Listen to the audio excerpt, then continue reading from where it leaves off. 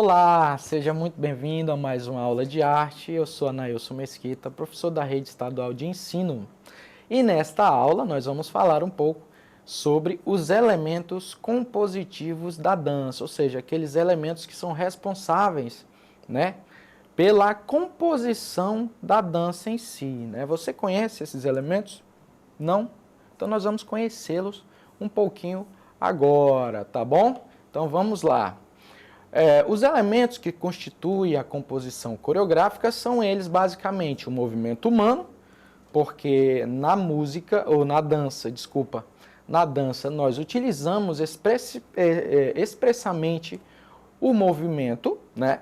A expressividade, né? Você precisa ter uma certa expressão e também a técnica, lógico, né?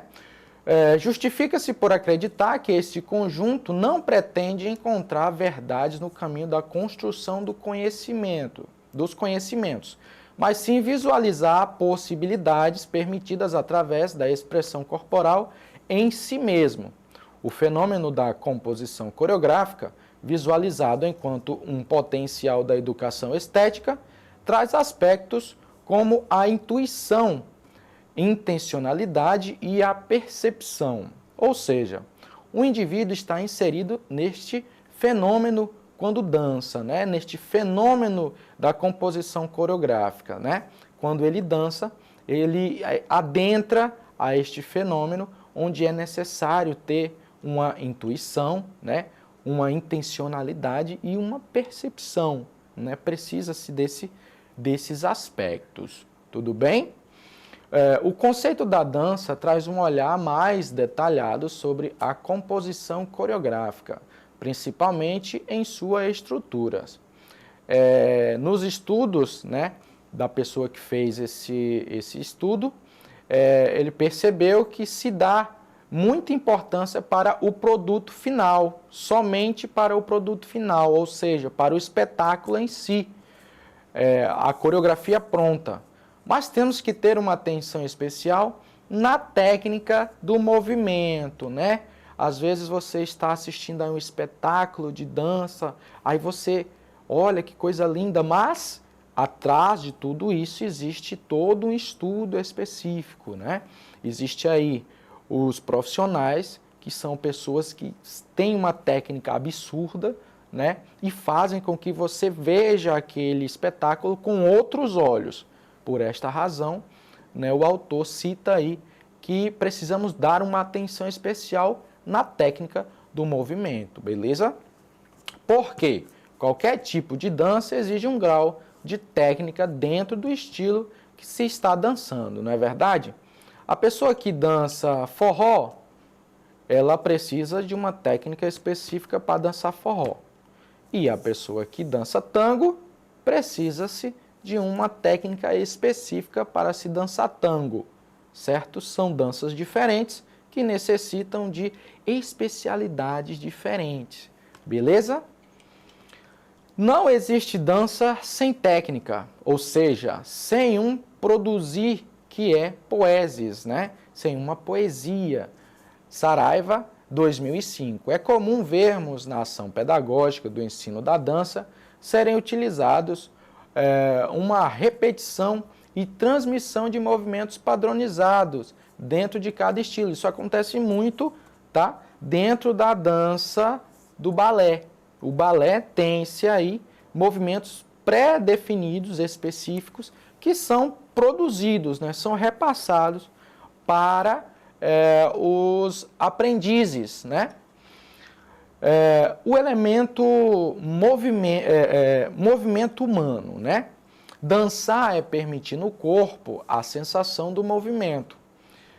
Dantas, focalizando a reflexão de movimento humano para o movimento na dança, este é considerado a matéria, né, prima desta arte, ou seja, o movimento humano é a matéria-prima da arte da dança, né?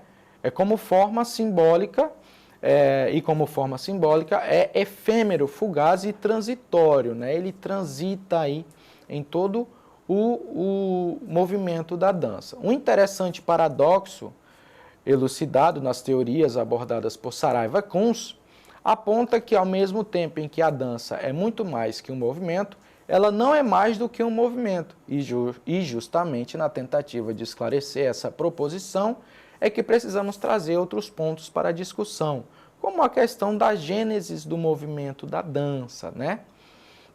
Dantas também realiza afirmações que vão ao encontro deste posicionamento, afirmando que o movimento na dança postula sua inutilidade e sua plenitude, pois ele não existe para cumprir um outro fim que não o de ser exclusivamente movimento. O que ele quer dizer aqui?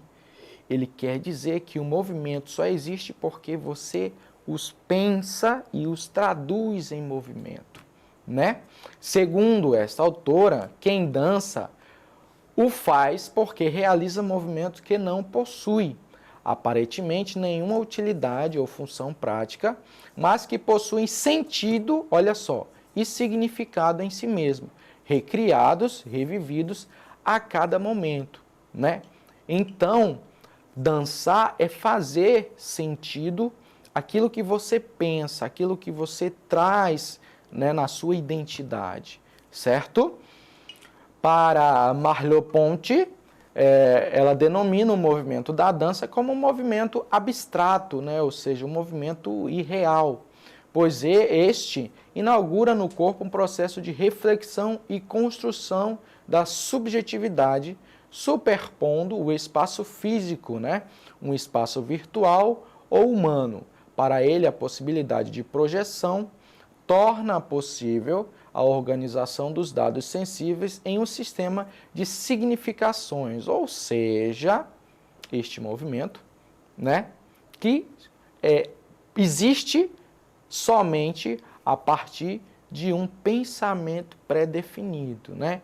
Eu penso em levantar a minha mão e eu faço com que ela levante, né? Se eu não pensasse em levantar a mão, ela não levantaria, certo? Então aí existe todo um pensamento pré-definido antes da realização desse movimento, correto? Vamos lá.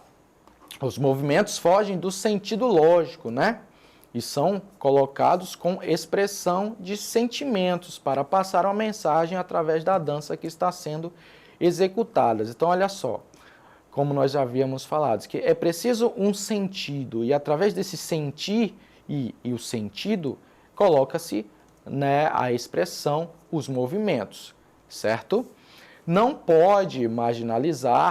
pode marginalizar os movimentos colocando expressões vazias na composição coreográfica.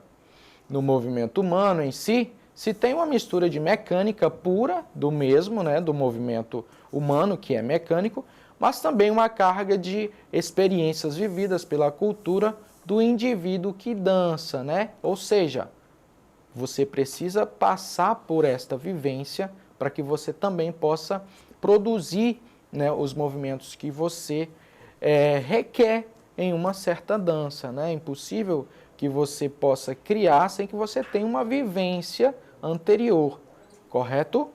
Beleza? Certinho até aí? Então vamos seguindo.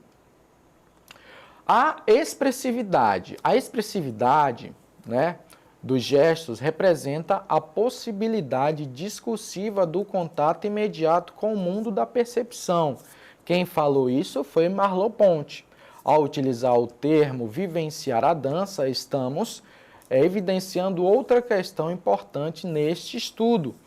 Quer dizer, para que um sujeito se expresse e mergulhe nessa aventura que é a arte da dança, não basta estar reproduzindo movimentos adequadamente, pois há a necessidade de outras percepções e sentidos a fim de ultrapassar um simples conjunto de movimentos já estruturados, cuja criação não é singular, ou seja, não basta ter a técnica, é preciso também ter a expressividade para, através da técnica e da expressividade, passar-se um sentido nesses movimentos, né? Consequentemente, o sujeito não se entrega à aventura de interpretar e expressar artisticamente. A expressividade faz-se presente no comportamento humano, né? Na vida humana Entretanto, é preciso focalizar para esse fenômeno no contexto artístico, já que nós usamos a expressividade na vida, por que não utilizar na arte, já que a arte expressa a vida, não é verdade? Né?